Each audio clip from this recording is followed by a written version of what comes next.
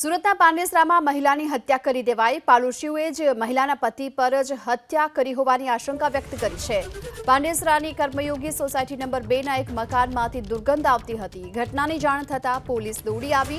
પોલીસે તપાસ કરતા ઘરમાંથી મહિલાની લાશ મળી આવી। હાલ તો પોલીસે મહિલાના પતિની શોધખોળ પણ શરૂ કરી છે।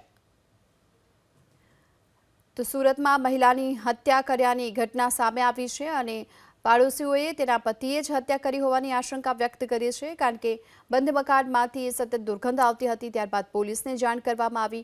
પાંડેસરાની કર્મયોગી સોસાયટી નંબર 2માં આ ઘટના બની છે। જોકે હાલમાં તો પોલીસે મહિલાના પતિની શોધખોળ શરૂ કરી છે।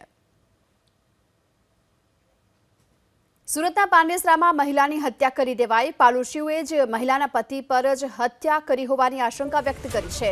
પાંડેસરાની કર્મયોગી સોસાયટી નંબર 2ના એક મકાનમાંથી દુર્ગંધ આવતી હતી। ઘટનાની જાણ થતાં પોલીસ દોડી આવી। પોલીસે તપાસ કરતા ઘરમાંથી મહિલાની લાશ મળી આવી।